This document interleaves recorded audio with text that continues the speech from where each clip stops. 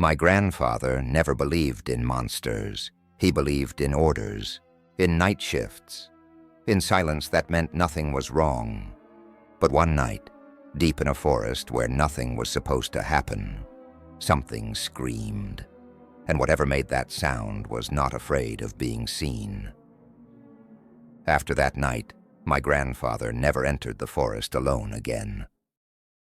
My grandfather told this story only once, not because he feared disbelief, but because he believed that some memories become heavier each time they are spoken aloud. He was not a man who enjoyed storytelling. He was practical, disciplined, and deeply uncomfortable with exaggeration. When he spoke, he chose his words carefully, as if each one carried weight. He was a soldier, a night watchman, and after that night, he never again walked into the forest alone. The outpost where the incident occurred was remote even by military standards. It stood at the edge of an expansive forest, miles from the nearest settlement and far removed from paved roads or routine patrol routes. The forest itself was unremarkable on maps. No restricted markings, no warnings, no history of incidents that would justify concern. It was simply there, stretching outward in all directions, dense and quiet. Nearly 60 years ago, my grandfather was assigned to night duty at that location. The task was routine. Night watch existed to prevent complacency, not because anything was expected to happen.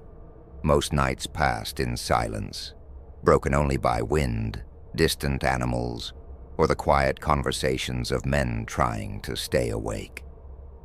That night began the same way. He and another soldier were positioned at an elevated observation point overlooking the forest line. The structure was basic, assembled from wood and metal, offering a clear view toward the trees. Tall pines dominated the landscape. Their trunks rose straight and narrow, disappearing into darkness above. The moon moved slowly behind clouds, casting uneven light that distorted distance and depth. They spoke quietly, sharing fragments of conversation meant to fill time rather than convey meaning. Stories from previous shifts, complaints about the cold, mundane details exchanged to keep the mind alert. Both men were experienced. Both understood the rhythms of the night. That understanding was what made the first sound impossible to ignore. It was subtle, barely more than a suggestion of movement somewhere inside the forest. Not loud enough to alarm, but distinct enough to interrupt thought. A brief rustle, controlled and deliberate, followed by immediate stillness. They stopped speaking at the same moment. Both turned toward the tree line. Nothing moved. The forest appeared unchanged. No branches swayed. No shapes crossed the spaces between trunks. Darkness pooled between the trees, absorbing what little moonlight reached it. Neither man spoke. The assumption came naturally. An animal, most likely. Foxes were common. Deer moved quietly when they chose to. The sound did not warrant concern. They returned to their seats. Time passed slowly. The silence returned, but it felt different now, heavier, as though the forest had leaned closer. The wind had stopped entirely. Even insects seemed absent. Then the sound came again. This time it was closer, not louder, but nearer. A careful disturbance in the undergrowth, as if something had stepped forward and paused. The rhythm was wrong, too intentional to be random movement. They rose instantly. Training guided their actions before fear had time to form. The other soldier reached for the searchlight, lifting it toward the forest. The beam cut sharply through the darkness, illuminating the first line of trees. Something stood there. At first, my grandfather struggled to understand what he was seeing.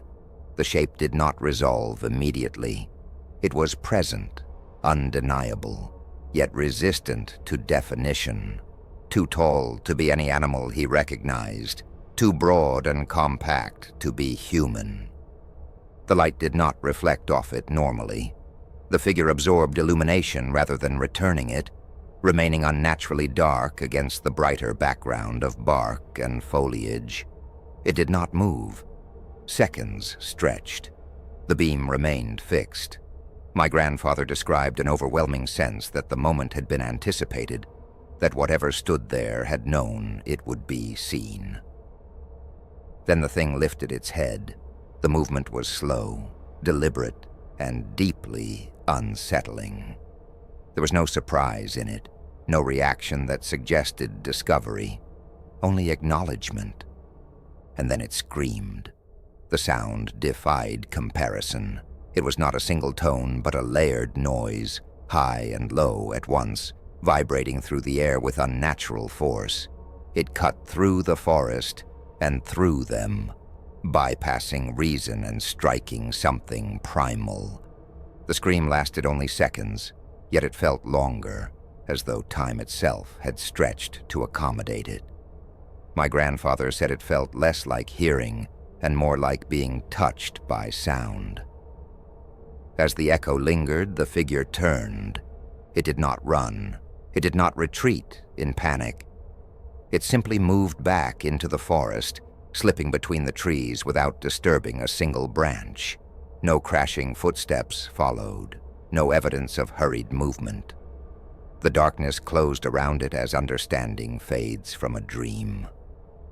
Silence returned, not the peaceful silence of an empty place, but something heavier, pressing against the ears.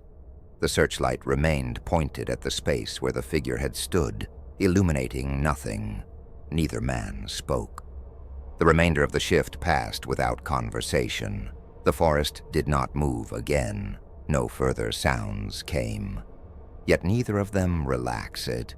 When they reported the incident, the response was cautious skepticism, fatigue, imagination, misinterpretation, reasonable explanations offered by men who had not been there. The matter might have ended there if not for others coming forward. Soldiers stationed at different points around the forest reported hearing the scream that same night. None had seen anything. All described the sound the same way. Layered, unnatural, impossible to place. At dawn, a search operation was organized. Multiple teams entered the forest, spreading out methodically.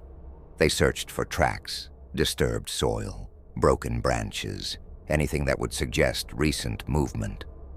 The forest offered nothing. It appeared untouched, indifferent to scrutiny.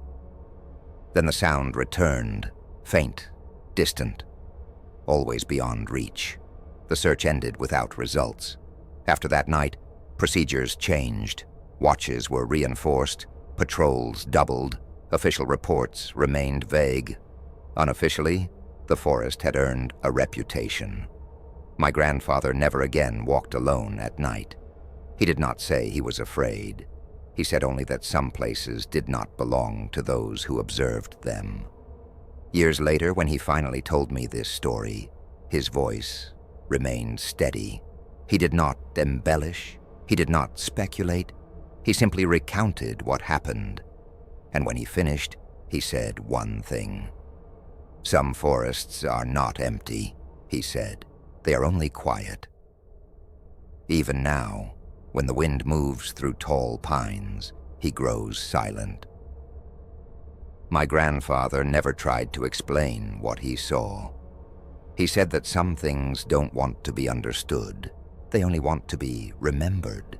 He lived the rest of his life avoiding the forest at night, not because he feared it, but because he respected whatever lived there. And he told me one final thing. "If something screams like that," he said, "it's not lost. It's warning you." If this story stayed with you, you know what to do.